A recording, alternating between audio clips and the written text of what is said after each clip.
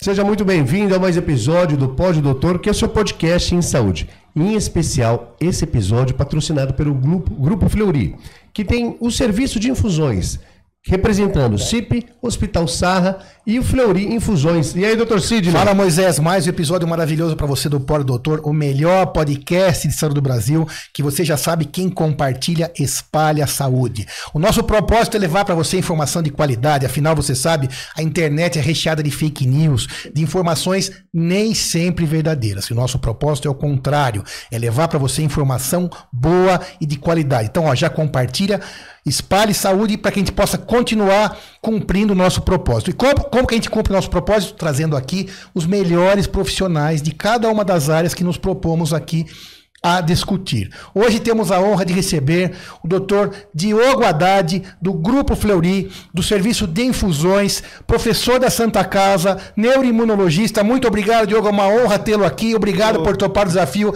em dividir informações conosco. Obrigado vocês, Sidney, Moisés, é uma delícia estar aqui com vocês, ainda mais conversar de um tema que eu gosto tanto. Então, falar de esclerose múltipla é sempre bom e estar com vocês melhor ainda. Seja bem-vindo novamente, Dr. Diogo, como muito bem falado por ele mesmo, esclerose múltipla. Não sei se você conhece ou já conheceu alguém que tenha. Dr. Diogo, como falar nos bastidores, conheci 2 pessoas até hoje que têm esclerose múltipla. Mas para a pessoa de casa, o que é esclerose múltipla? Qual o motivo do nome? Isso é interessante, né? Você pegar assim, esclerose múltipla, se você for definir, então estou definindo o que é uma doença autoimune, ou seja, seu próprio corpo está te atacando. É uma doença inflamatória. Então, seu próprio corpo te ataca e isso gera uma inflamação. Inflamatória crônica, porque essa inflamação e esse ataque continuam acontecendo. Desmielinizante, aí a gente dá uma pausa, porque a hora que a pessoa ouve falar isso, tudo bem, os médicos lembram muito bem disso, mas quando a gente fala do público leigo, desmielinizante parece um palavrão, né? E desmielinizante nada mais é do que a perda da mielina. Então, lembrando que o nosso neurônio, para mandar informação de um lado para o outro, ele é de atividade elétrica. Então, para eu mandar atividade elétrica para um lado para o outro, eu tenho que ter algo que recubra isso. Se eu não tiver algo recobrindo o meu neurônio, a eletricidade, a gente lembra lá da física, se dissipa, né? Células mielinizadas. Eu tenho que ter uma mielina, que é justamente o que está em cima. A hora que eu tenho uma doença autoimune, inflamatória, crônica, desmielinizante, ou seja, perdendo a mielina no sistema nervoso central, essa é a característica da esclerose múltipla. Então, a definição ela é complexa, né? Ela é bastante complexa. Mas é para falar de uma doença que, na verdade, tem uma abrangência muito grande. Então, considerando que, na verdade, a gente também estava aqui conversando antes, você tem uma quantidade de pessoas doentes, né, que portam a esclerose múltipla no Brasil. Não tem o número certinho, né, Diogo? Porque o Brasil é complicado também na questão. No Brasil, epidemiologicamente, é super difícil, né? Mas a gente falaria aí, pra gente, no mínimo, umas 40 mil pessoas. Eu acredito que muito mais, sabia? Para muito mais, Eu acredito né? que muito mais. Porque, na verdade, a gente acaba pegando, eu brinco assim, quando eu comecei a trabalhar com esclerose múltipla, nós tínhamos pouquíssimos neuroimunologistas. Então, tanto que nós todos nos conhecemos, os colegas que trabalham com isso são muito próximos, existem grupos grandes disso. Mas quando eu comecei a trabalhar com isso, eu fui pegar 10 anos atrás, existiam pouquíssimos. E justamente o fato de hoje ter uma mudança completa em tratamento, em observação, em realmente reconhecimento da própria doença, a gente vê que isso mudou de uma maneira que existem muito mais médicos. E é engraçado porque assim, tiveram alunos meus que foram para Rondônia e fizeram neuroimunologia, ou que foram para o norte, ou que foram para lugares onde nunca teve acesso. Misteriosamente, eles aumentaram o número de esclerose múltipla no lugar, porque ninguém tinha feito diagnóstico. Porque, logicamente, esses doentes já existiam, mas ainda não estavam dentro das estatísticas, né? E esses doentes que já existiam, não estavam dentro da estatística, como que era a qualidade de vida deles? Qual que era o sintoma que eles sentiam? Isso, Moisés. Exatamente. Porque é incapacitante chega no determinado momento. É isso que é o ponto. A ideia da gente estar aqui hoje conversando sobre esclerose múltipla é justamente para essa importância. Por quê? O tratamento precoce hoje da doença muda completamente a doença. Você estava conversando comigo sobre duas pessoas que você conhece. Uma pessoa de muitos anos de doença, não tão bem. Uma pessoa com uma doença de 5 anos para cá e que aparentemente não tem nenhum déficit específico. Essa mudança é crucial. A doença hoje, se a gente consegue pegá-la cedo e atacá-la cedo, eu estou falando de uma possibilidade de tratamento com uma porcentagem de eficácia muito alta.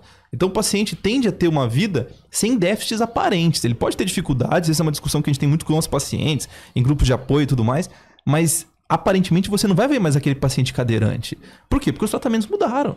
Você atrasar o diagnóstico desse paciente em anos e anos, você está dando a possibilidade da doença entrar em formas diferentes e cada vez você ter menos cuidado para conseguir impedir que a doença avance. E aquela lesão que aconteceu nesse atraso do diagnóstico, que, olha, eu já tenho alguns anos de formado, como vocês devem saber, né?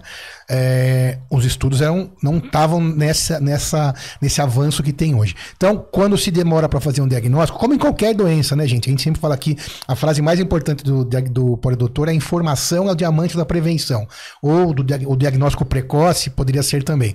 Mas o diagnóstico precoce, então, a pergunta é a seguinte: as lesões que acontecem na esclerose múltipla, então, que são lesões, gente, como o doutor Diogo falou, do sistema nervoso central. Olha que importância isso tem, né, no nosso organismo. Então, não é uma lesão do seu pé, todos os órgãos são importantes, óbvio, mas o sistema nervoso central é extremamente importante. As lesões que aconteceram quando aquele diagnóstico foi tardio, elas têm tem remissão, ou as lesões elas são intratáveis? Elas têm, mas depende muito do que a gente está conversando. O que acontece? A mielina ela se regenera. Porém, quando eu tenho um dano que já não é mais só a mielina, o que recobre o neurônio, mas é o neurônio em si, ou então o axônio, aí dificilmente... Porque começa uma lesão na mielina e ela avança. E ela avança, porque eu continuo inflamando e atacando, Ataca o eixo do neurônio. Exato, eu vou continuar atacando. Chega um belo momento onde eu tenho realmente uma quebra desse neurônio. E daí a gente tem aquela máxima da medicina, né? Que o neurônio não se regenera. Mais ou menos, né? Se a gente for pegar em partes, tem partes dele que se regeneram, como a própria mielina. Né? Tem como eu remielinizar algo ao longo do tempo, mas a hora que eu tenho um neurônio onde eu tenho um dano axonal, isso eu não consigo voltar. Isso ainda é válido. É válido. Deixa eu aprender também aqui. Mas tem um porém também, existe a plasticidade sináptica, né? Então, neurônios que estão ao redor, mas que têm uma capacidade ali de conseguir suprir a necessidade daquele que morreu, eles fazem o papel. E quanto mais cedo, melhor. E o que é o problema disso? O problema disso é que o paciente vai chegar para vocês, muitas vezes no pronto-socorro. Ele vai chegar, sabe com o quê? É uma menina jovem, porque a epidemiologia da doença é de mulheres jovens. Jovem qual idade? Normalmente entre 15 a 35 anos. Né? Então, aí super chega... jovem, né? Super jovem. Estou falando de uma menina de 20 anos que chega no pronto-socorro, falando que no meio de todas as coisas que ela está fazendo da vida dela, de faculdade, de início de vida, de brigas e confusões de uma adolescente à vida adulta, ela está com um formigamento no pé. Agudo, de repente. E olha, começou faz umas semanas esse formigamento no pé, ela tá passando com um ortopedista no pronto-socorro. Esse ortopedista tá olhando o formigamento no pé de uma menina que tá assustada e ela tá falando que tá até melhorando um pouquinho.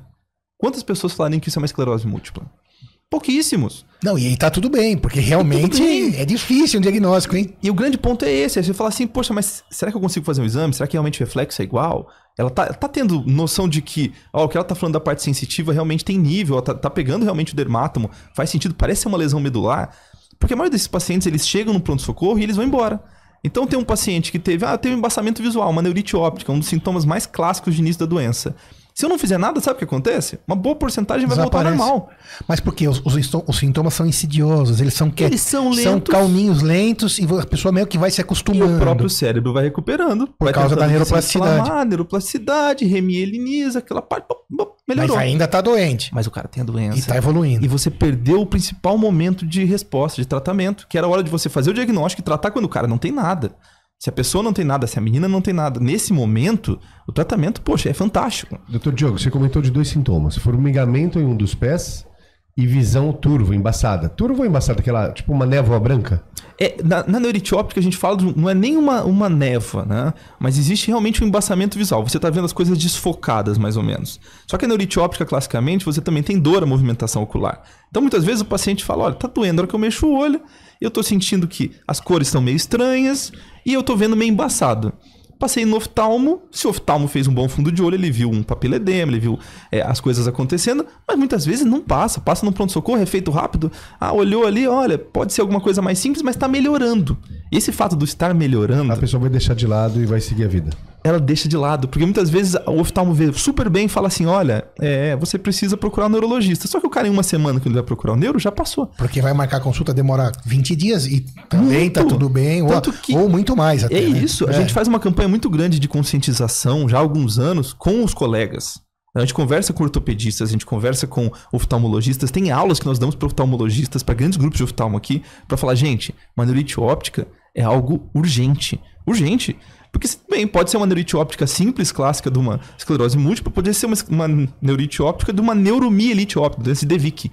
E esse paciente perder a visão se eu não for atrás. Então, assim, qualquer um desses quadros inflamatórios do sistema nervoso central, né, que acho que ele mandou muito bem de falar, ó, o quanto isso é importante quando eu falo que afeta medula, olho e cérebro. São os 3 lugares onde eu tenho o perfil de oligodendrócitos, que é a mielina desses lugares. Então, a hora que eu falo desses lugares, eu tenho que ver isso logo. Eu não posso deixar isso passar. O diagnóstico precoce hoje muda tudo. E por isso que talvez a diferença seja muito clara entre os pacientes. Ah, aquela paciente lá de 40 anos de doença, poxa, ela demorou o diagnóstico. Os critérios diagnósticos da época eram voltados a ter um bando de surtos, que é o que a gente chama essa inflamação aguda, antes de eu fechar o critério. E hoje em dia, o paciente que está comigo, o paciente chega muitas vezes, pode ser na própria Santa Casa ou pode ser no Oswaldo Cruz, pode ser nos lugares onde eu trabalho mais e falar assim, o paciente entrou muitas vezes no pronto-socorro comigo no hospital privado, eu faço o diagnóstico à noite. E ele sai de lá com medicamento para infusão. Era você, né? Exatamente, é sorte. Chegar. E aí, mas aí é um ponto interessante, porque antes a chance dele passar com o neuroimunologista era você representando o Grupo Fleury, um serviço de alto nível no você hospital. Vê que, tudo bem, eu entendo que isso seja melhor. É sorte, mas é legal, porque hoje esse cara pode estar lá em Rondônia e vai ter uma pessoa que trabalha com isso. Sim, como você falou, você orientou ortopedistas, orientou provavelmente reumatologistas, oftalmologistas, para que tivessem esse mesmo olho, né? E abrisse esse leque de diagnóstico que não era aberto antes. E como você falou, essa menina que chega, como você falou, de 40 anos, é possível, é provável que desde os 20, 25, ela já era possível ter feito o diagnóstico? Possivelmente, né? Possivelmente. A gente atrasa um diagnóstico. Em muitos anos. E aí é uma roleta russa. Porque pode ser que eu atrase o diagnóstico, mas eu ainda esteja numa janela terapêutica, eu consiga tratar esse paciente bem. Pode ser que eu atrase esse diagnóstico e eu perdi um tempo precioso.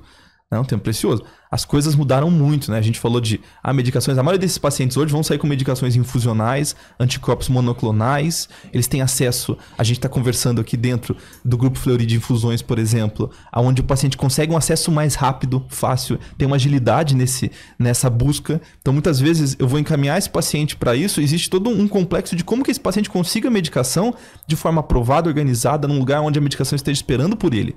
A hora que você tem esse acesso e essa facilidade, as coisas mudam. Antes, existia um remédio que era subcutâneo, que tinha um bando de efeitos colaterais. O paciente demorava um bom tempo, porque ele era pego no SUS, demorava para conseguir. A hora que conseguia, você imagina, uma menina de 20 anos, onde o principal efeito colateral é você se sentir gripado por 2 dias, mas você tem que usar o remédio dia sim, dia não. Ninguém queria usar. Então, eu entendo o pessoal da época. Isso que você está falando é incrível, né? Porque olha como é importante a informação. Isso... E todos nós, eu acho que estamos dentro disso, Diogo. Fala a verdade. Com certeza. Quando você mesmo com paciente, ou mesmo com paciente, ou você, Moisés, você vai, sei lá, que a gente é médico, é um pouco diferente. Mas mesmo assim, você vê que passou, você esquece de tomar remédio. Fato.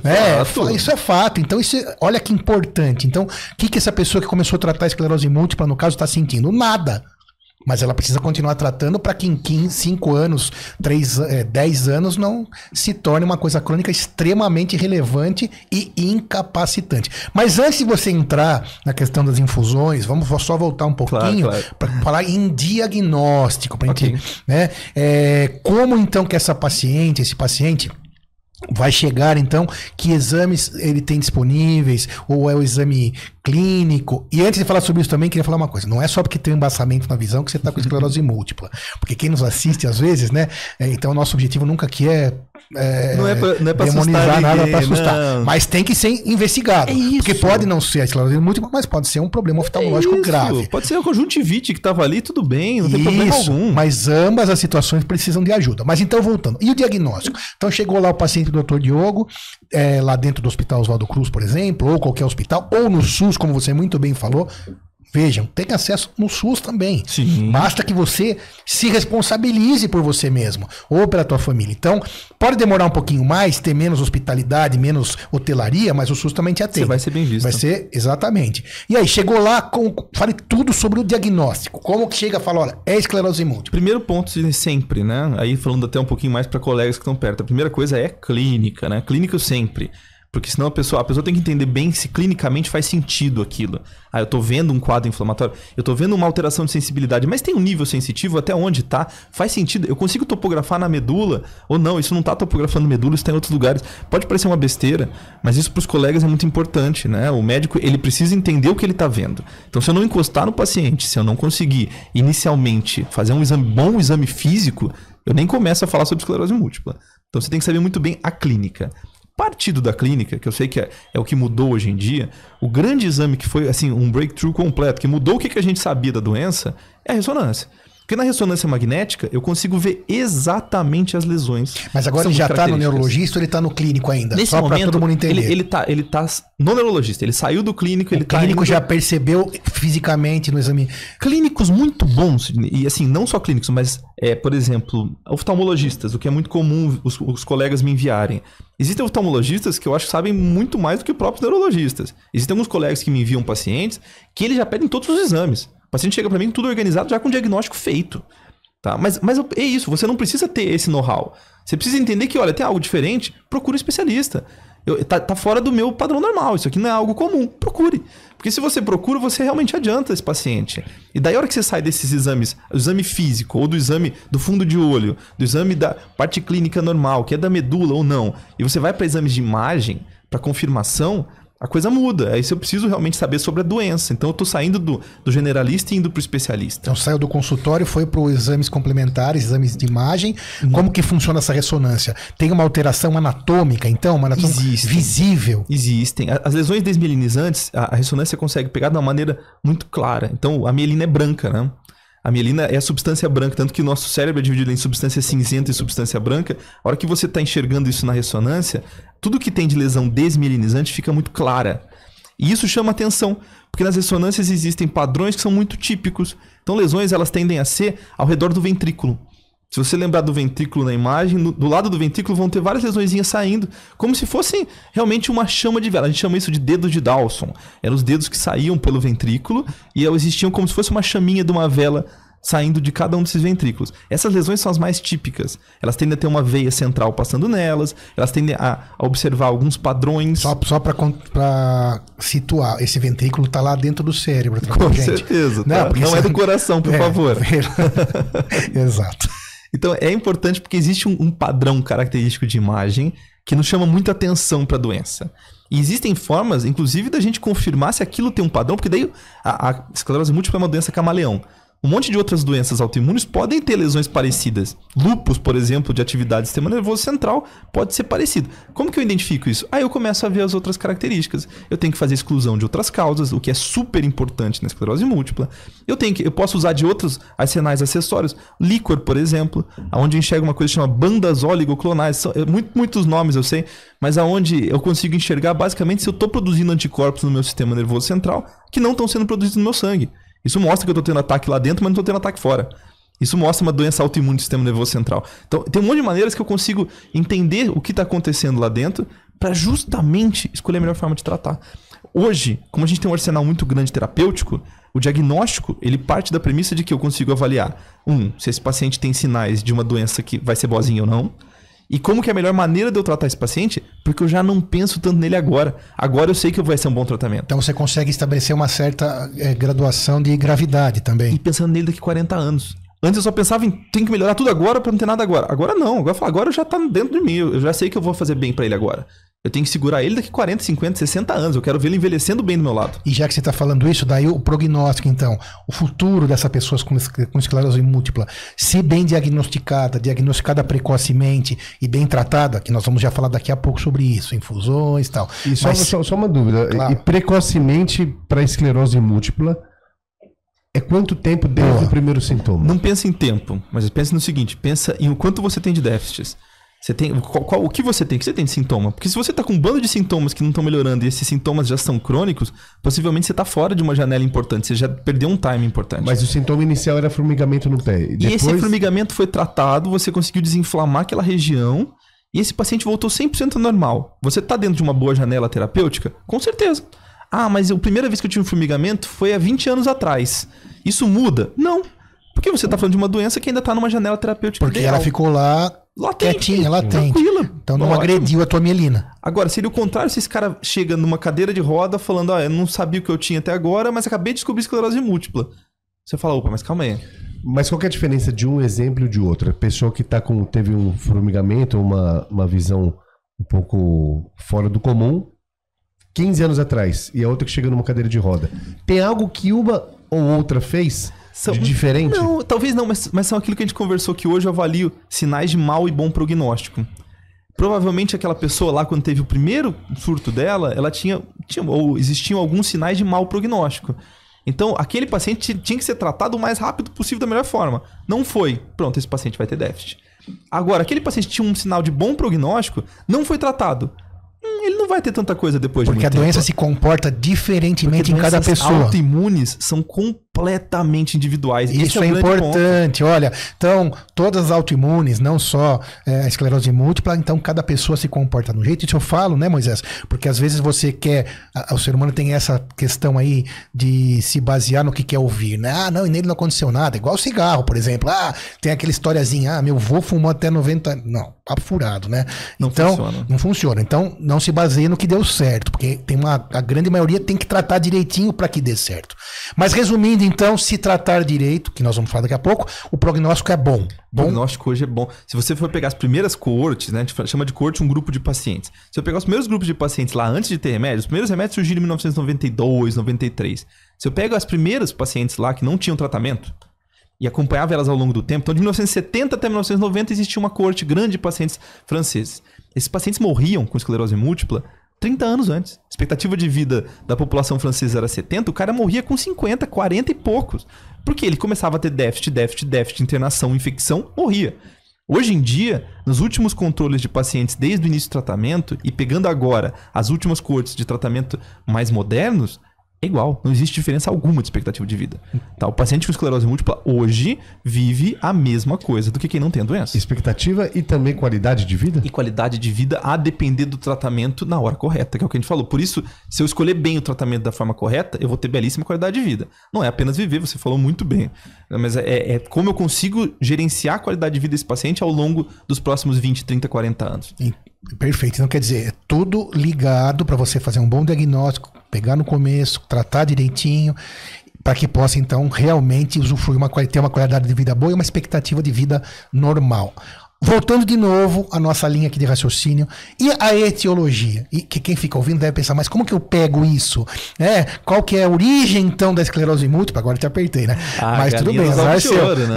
Essa é uma pergunta de $1 milhão. Mas azar seu. E sabe que, às vezes me perguntam isso, né? Eu sempre brinco do seguinte... Eu falo, olha, porque a gente fica, obviamente, adoraria saber uma etiopatogenia clara ali da doença. Fala, não, o culpado é esse. Pronto, vamos melhorar isso e não teremos a doença. Mas doenças autoimunes, de uma maneira geral, nenhuma tem. Né? Nenhuma tem. Ninguém vira e fala assim, mas por que eu tenho diabetes tipo 1? Por que eu tenho psoríase? Por que eu tenho lúpus? E sempre vai ser ensaboada a explicação. Porque é multifatorial. Provavelmente eu tenha que ter, sim, uma predisposição genética. Essa predisposição genética deve ser afetada de uma forma epigenética pelo meio ambiental. E o meio ambiental pode ser exposição viral, pode ser exposição vacinal, mas não, pode ser exposição de N outras coisas que você tem, inclusive de maneira e qualidade de vida. Isso em conjunto faz com que, de alguma forma, dentro da esclerose múltipla, o seu sistema imune entenda que a mielina é algo a ser atacado. Já existiram algumas formas de explicar isso, todo mundo falou, pronto, descobri. Por exemplo, a gente até hoje discute muito a relação do Epstein-Barr, um vírus que é comum, com relação com a doença autoimune do sistema nervoso central. Porque a gente já descobriu muitas vezes que o epítopo de ligação do anticorpo, então, aonde o seu anticorpo vai atacar o Epstein-Barr, existe uma ligação que é muito igual à mielina. Você fala, bom, se é muito parecida, então a hora que eu vou lá, eu ataco, e depois ele ataca errado e vai lá atacar. E já fizeram um bando de testes. Sabe qual que é a verdade? Tem pacientes que nunca tiveram uma relação direta com o Epstein-Barr na vida e desenvolvem esclerose múltipla. Então, o Epstein-Barr tem uma relação? Provavelmente tenha. Mas não é a única coisa. Existem vários outros que têm uma relação também. E a herança familiar? Aí faz sentido. Faz sentido, mas esclerose múltipla...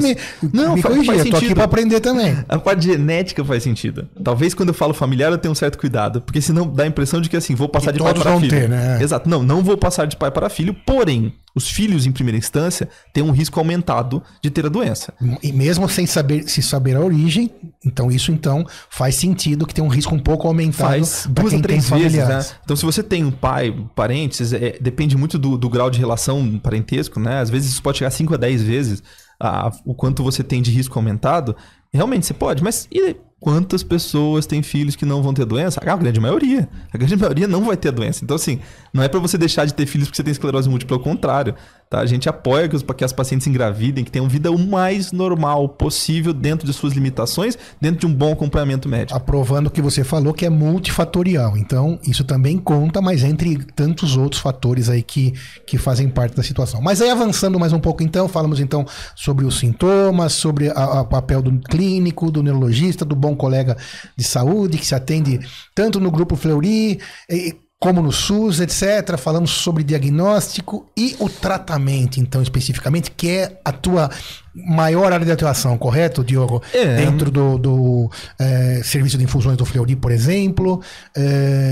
Como que funciona o tratamento, como que é o acesso a esse tratamento, a dinâmica desse tratamento, o custo desse tratamento, todos têm acesso, como é que funciona isso? Isso é um ponto importante, né? Eu sei que a gente está aqui até falando em nome do Grupo Fleury, e que tem um serviço realmente fantástico em relação à parte infusional, trabalham muito bem com isso há muito tempo. O CIP tem uma história importante nisso, o Sarra tem uma história super importante nisso, acho que o Fleury entrar nos dois fez uma diferença, mas eu bato na tecla de que o SUS tem um belíssimo tratamento para doença de esclerose múltipla, tá?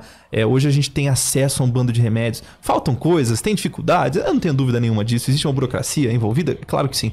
Mas mais do que isso, nós temos acesso a uma gama grande de medicações. Comparado a outros países da América Latina, a gente já teve em contato com vários outros colegas neurologistas de outros países próximos aqui. Eles ficam maravilhados com o que a gente consegue fazer. Então, assim, é muito legal ter um acesso privado e conseguir isso de uma maneira organizada e rápida, mas você tem acesso a esses remédios muitas vezes pelo SUS. Remédios de alta eficácia hoje são aprovados pelo SUS. Você pega isso em farmácias de alto custo. Por isso a necessidade do diagnóstico precoce é porque assim, mas isso é só para quem pode ir lá no Grupo Fleury. Não, não é. Se você tiver acesso ao SUS, você consegue também. Agora, claro, hoje, para quem tem, além disso, a parte privada envolvida, eu consigo ter uma gama gigante de remédios. A gente consegue escolher, individualizar esse paciente para escolher, olha, o seu perfil de doença autoimune, ele consegue casar muito bem com este tipo de remédio, porque a sua doença age dessa forma e esse remédio age dessa. Isso era completamente inimaginável de eu conversar há 30 anos atrás, quando a gente começou a falar sobre a doença. Antes, a gente atacava, sabe o quê? A inflamação. Então, basicamente, o que eu queria melhorar? A inflamação. Hoje em dia, eu já estou atacando os anticorpos que vão chamar os outros para continuarem perpetuando a doença. Antes usava o quê? Eu bloqueando corticoide, por exemplo? Usava-se interferons. Ainda se usa. Ainda tem pacientes usando interferons. Mas a gente usava, em sua maioria, interferons. Hoje eu uso anticorpos monoclonais. Mas quando a gente fala de serviço de infusão, para a pessoa que não é da área, para ela entender, ela tem que se dirigir até o local, ficar lá e fazer a infusão do medicamento? Depende do remédio, mas depende de qual remédio a gente está conversando. Hoje, na esclerose múltipla, existem alguns remédios que são infusionais.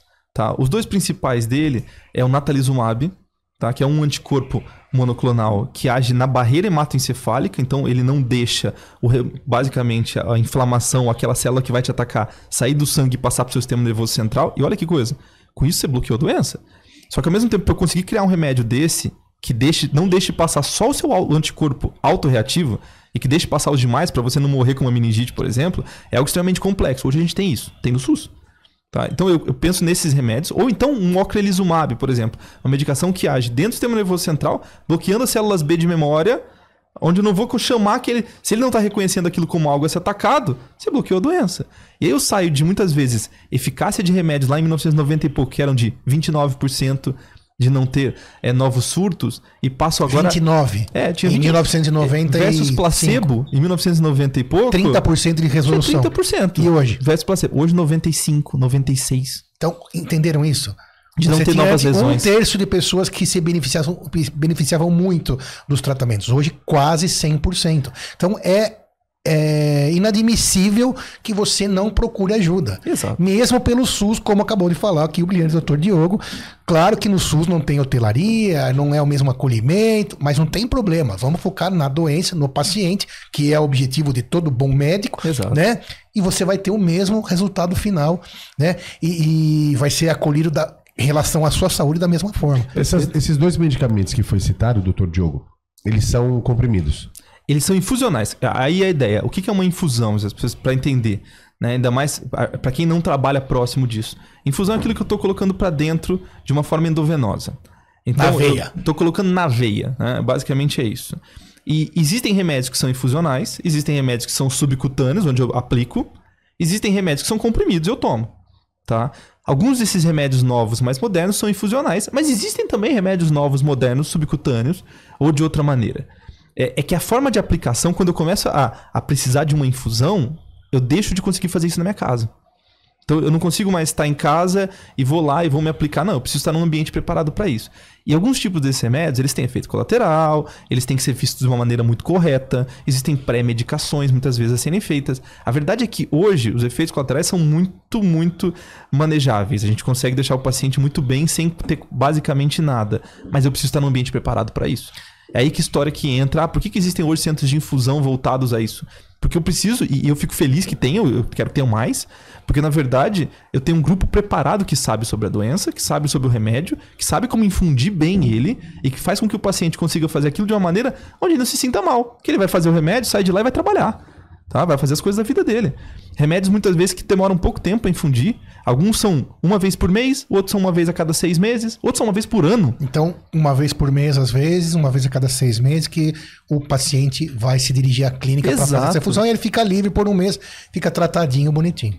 Exatamente. E outra pergunta também, eu sei que é mas para quem está ouvindo deve pensar isso. E todos esses tratamentos são reconhecidos pela ANS. Com certeza. E os convênios, então, é meio estranho falar isso, mas são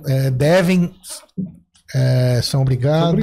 São obrigados, vamos falar. Mas... Depende, nem todos, tá? Existem algumas dessas medicações que estão no rol da ANS. Então, aquelas medicações que estão no rol da ANS, elas são disponibilização obrigatória do sistema de privado. Então, os pacientes que têm convênio, o convênio deve arcar com esses custos. Algumas dessas medicações não estão. Que são as mais novas, ainda não entraram no rol do ANS. É que existe uma forma da gente controlar isso. Existe o rol da ANS e existe o PCDT do SUS, que é o Programa de Diretrizes Terapêuticas, onde a gente tem uma norma. Porque precisa mesmo, eu tô falando de remédios caros. Eu tô conversando de remédios onde eu tenho que ter uma organização correta para usá-los. A gente fica feliz de ter um bando de remédios, mas nós temos que pensar em farmacoeconomia. Eu não posso quebrar o SUS pensando que o remédio mais caro é o melhor. Isso não existe. Eu tenho que tentar fazer isso de uma forma lógica. Eu quero que o paciente fique bem óbvio. Porque tem que ser para todos, né? É claro, mas tem que ser para todos. A gente tem que pensar nisso aonde isso não onere de tal forma o SUS, aonde um paciente se beneficie para outros 100 ficarem mal com isso. Então eu tenho que tomar um certo cuidado. E esses remédios, alguns sim, estão dentro do rol do ANS, alguns não. Alguns estão no PCDT muito claro para eu pegar pelo SUS, outros ainda estão entrando, mas existe essa discussão.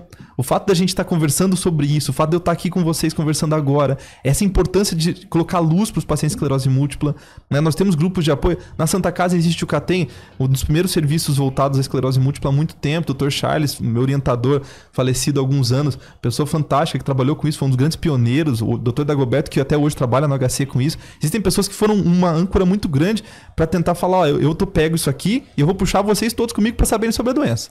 Então, essas pessoas, durante muito tempo, levavam a doença para fazer informação só em lugares muito acadêmicos, específicos. Hoje, tem encontro de pacientes no meu consultório.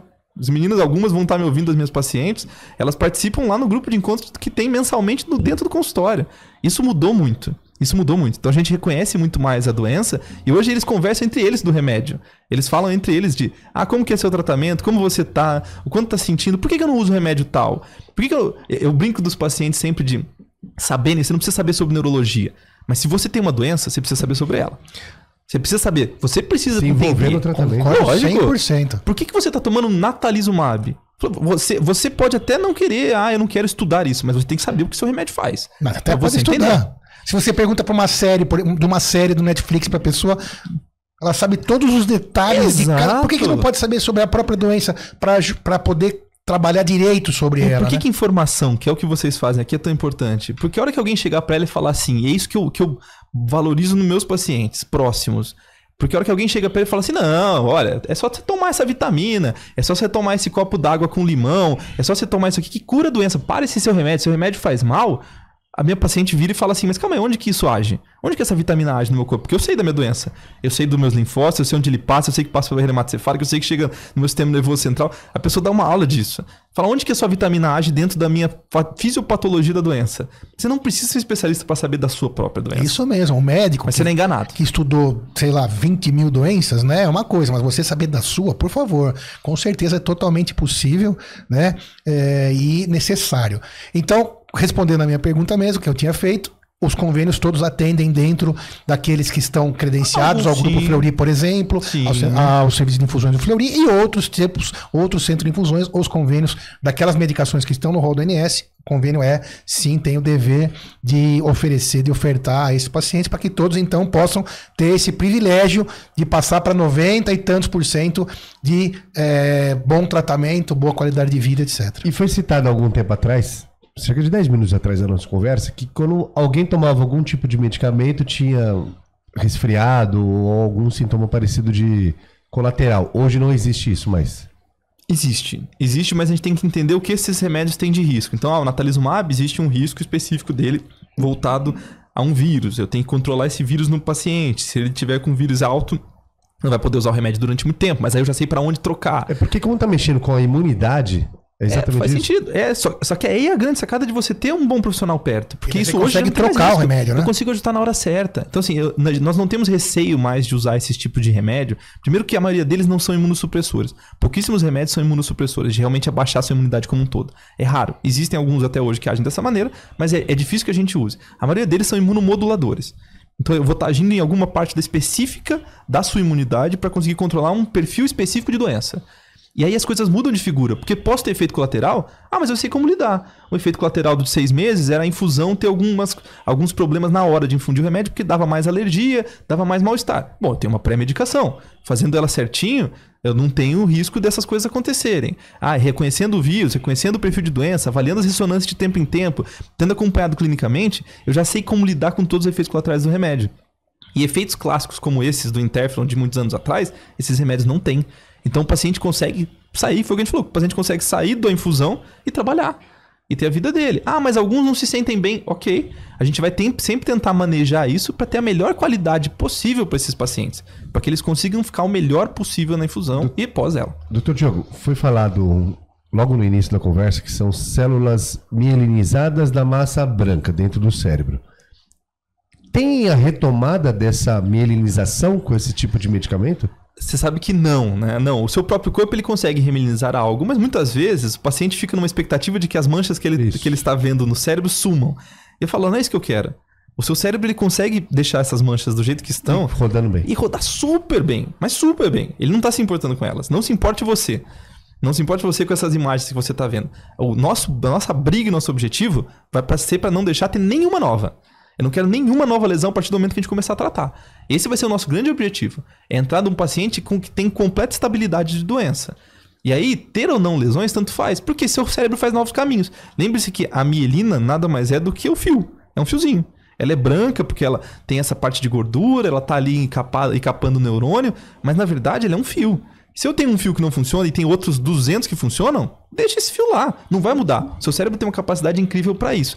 Já tentaram fazer medicações que seriam para agir na remielinização. A medicação só ia lá e tentava construir de novo a mielina. Mas muitas vezes, quando a mielina se perde por completo, a maneira como o neurônio se porta também mudou. E aí eu colocar só a mielina lá, não muda muita coisa. Então esses remédios não foram muito para frente. E hoje a gente entende que, na verdade, o que eu preciso é, no momento ideal, de um paciente sem déficits, barrar a doença naquele momento. E a gente consegue hoje isso com uma porcentagem alta de eficácia. E tem a maior incidência em mulheres, né? Foi citado. Doenças autoimunes, né? Não é só a esclerose múltipla. Quase toda doença autoimune tem uma prevalência maior em mulheres. E existe um bando de explicações que tentam justificar o porquê disso, até da parte epigenética, de uma maneira geral.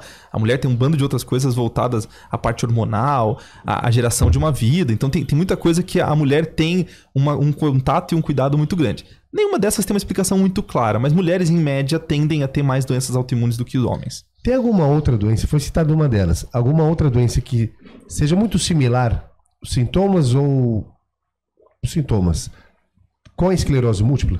Existem algumas. Acho que uma das coisas que mais me fascinava a esclerose múltipla quando eu ainda estava lá estudando a respeito era justamente ser uma doença tão difícil.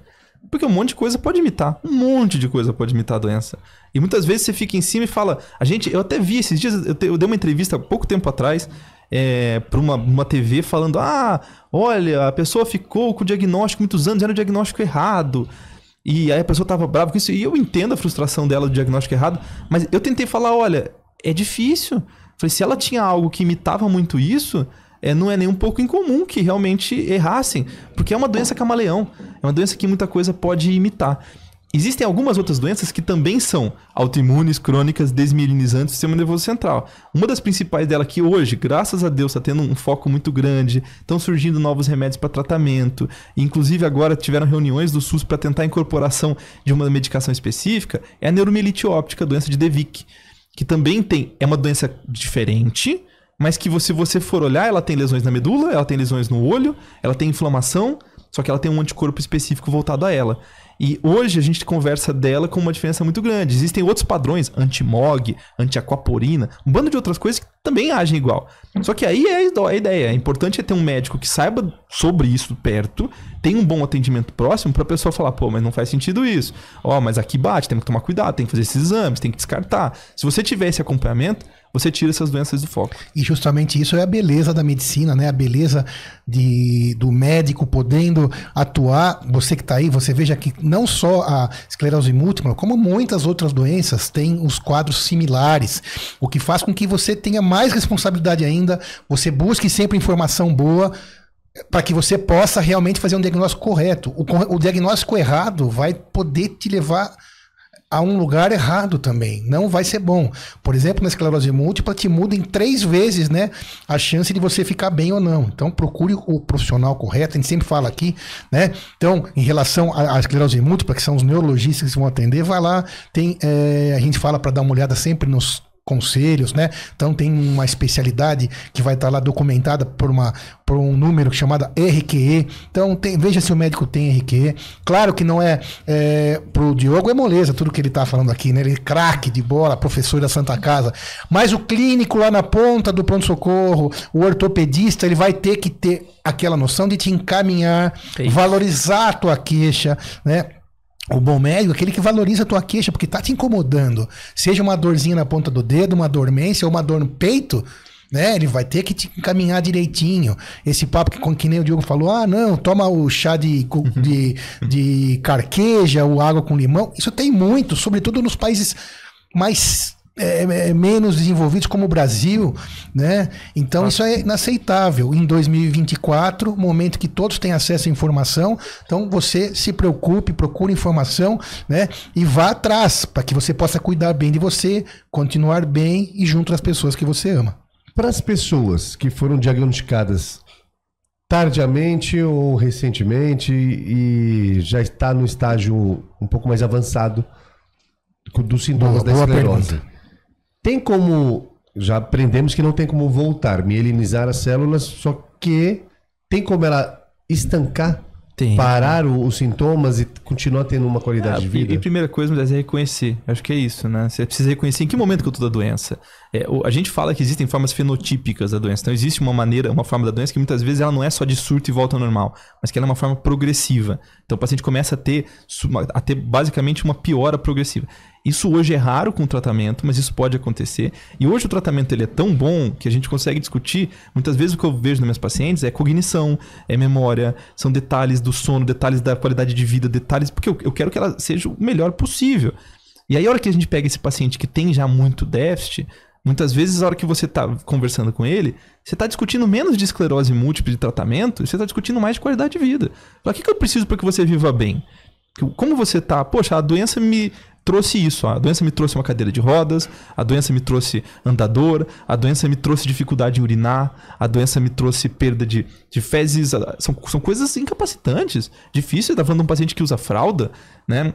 É diferente de eu conversar com a menina de 15 anos que tá bem com remédio de alta eficácia, que descobriu a doença e não tem nada, de eu conversar com uma pessoa de 60 anos que tá com fralda numa cadeira de rodas. Então, esse paciente, eu quero chegar para ela, tá do lado e falar assim, olha, eu quero discutir até menos de remédio, eu quero discutir do que você precisa. Como você se sentiria bem? Como você conseguiria estar perto de mim? O atendimento do médico ele precisa ser voltado a isso, a estar do lado do paciente. Eu reconheço todos os meus pacientes, eu sei a história de quase todas elas de cabeça, eu sei a ressonância de muitas delas de cabeça. E aí, se eu conheço o paciente a esse ponto, eu sei qual que é a melhor maneira de tratar ele para justamente falar, o remédio é uma parte disso. Mas talvez seja uma parte pequena. Talvez eu esteja falando com você muito mais de fisioterapia, de atividade física, de um sono adequado, de uma alimentação correta, de você estar perto, de você estar seguro que se você tiver alguma coisa, eu vou estar do seu lado. Isso muda tudo. Entende? E isso é possível. Para a pessoa que está Isso assistindo, é ouvindo, possível. isso é possível. Isso é possível. É possível você ter um acompanhamento adequado. E é possível, muitas vezes, com outras coisas externas, você melhorar aquilo que te aflige. Então, às vezes, você apegue menos a doença em si. Eu quero melhorar a inflamação, eu quero melhorar o meu linfócito B. Não, a gente não está discutindo disso. Isso vai ser uma coisa que o médico vai ver e vai adorar conversar com você sobre isso. Mas não é só isso. Esses pacientes são diferentes. Esse paciente de 60 anos e o paciente de 15, foi a primeira coisa que a gente conversou, de 2 pacientes que você conhecia, a gente está terminando com elas. Que é de falar, olha, são pacientes completamente diferentes. Será que se eu passar numa consulta igual com elas, e falar, tem bom remédio aqui, jogar para as duas, o final vai ser o mesmo? Com certeza não. Com certeza não. E aí eu tenho que buscar qualidade de vida nas duas de forma diferente. Apesar da incidência ser maior em mulheres, o tratamento e a evolução são similares em ambos os sexos? São parecidos. Homens tendem a ter um pior prognóstico. Tá? O homem, quando desenvolve um perfil de doença autoimune, ele tende a ser pior. A doença tende a ser pior. Tende, tá? Porque é isso. Você fala, poxa, a gente estava agora, recentemente, com 3 pacientes meus, diagnóstico de homens acima de 60 anos. Primo diagnóstico. Nunca tinha tido diagnóstico na vida e fizeram o diagnóstico agora. Ou seja, não é que não existe. E esse cara não é que ele vai mal, mas é que ele reconheceu uma doença que talvez uma seja muito leve, outra tenha aberto de fato agora e eu preciso ser muito agressivo, e o outro, na verdade, porque tinha outras comorbidades envolvidas que deixavam tudo em dúvida para os outros colegas. 3 pacientes completamente atípicos, cada um de uma maneira, cada um com possível tratamento e cada um indo para um caminho diferente. E todos são homens 60 anos fora da doença. Então você vê como é difícil? A ideia de saber sobre a doença é para isso. Eu não quero que o generalista saiba do que eu tô falando, mas eu quero que o generalista olhe e fale, opa, tem algo diferente. Aí é exatamente o que a gente falou assim, olha, tem alguma coisa diferente. Vá com um colega, eu conheço alguém que é legal, eu conheço neurologistas bons, eu conheço pessoa legal, olha lá no tal lugar, olha lá na Santa Casa tem um grupo disso, olha lá no Oswaldo Cruz tem um grupo disso, olha lá, o pessoal da infusão do Fleury sabe sobre isso. Tá? Se cerque de pessoas que tenham conhecimento e as coisas começam a rodar de uma maneira melhor individualmente para cada paciente. Perfeito. E aí, Moisés, aprendeu bastante? Demais, obrigado, Aprendi doutor. muito também. Doutor Diogo, deixa uma última mensagem pra gente, para quem está aí nos ouvindo, sobre esse assunto tão delicado, tão importante, tão relevante e cada vez mais acessível às pessoas, né? Perfeito. Bom, eu acho que fica aquele ponto que a gente conversou no começo, né? Assim, olha, a ideia de conversar sobre os sintomas serem camaleões não é para que todo mundo fique assustado e ache que amanhã todo mundo tem esclerose múltipla, porque neste momento eu estou com a minha perna dobrada e minha perna está formigando, tá? Isso não significa que eu tenho esclerose múltipla, porque eu tenho certeza que a hora que eu levantar daqui e bater minha perna, ela vai melhorar, tá? Mas e se ela não melhorasse? Isso seria um problema? Olha, talvez eu esperasse um pouco. E se ela continuar sem melhorar? Eu vou procurar atendimento. Então, acho que esse é o ponto. Se você tem sintomas diferentes, tanto faz para mim se você tem 15 ou 90 anos. Se você tem sintomas atípicos, se você tem embaçamento visual, formigamentos, pode ter grandíssima chance disso ser algo simples. Tá? A maior porcentagem vai ser de algo simples. Mas procure atendimento. Tenha realmente a consciência de que estar perto de bons profissionais faz a diferença. E se você trabalha com isso, se você nota, valorize a queixa do seu paciente, valorize esse paciente que está próximo, porque isso muda completamente. Tá? Então, acho que a mensagem final é: valorize suas queixas, valorize seus sintomas, tenha bons profissionais e qualificados perto de você. Que grande chance da gente ter uma vida muito boa. Para mim é um grandíssimo prazer estar aqui com vocês, conversando, e fico à disposição sempre que vocês precisarem. Tá? Muito obrigado, grande Diogo Haddad, do Grupo Fleury. Sorte de todos os pacientes que o tem como médico. Fique bem. Moisés, obrigado. O pessoal do estúdio, obrigado. Até o próximo Pode Doutor. Compartilhe, espalhe saúde.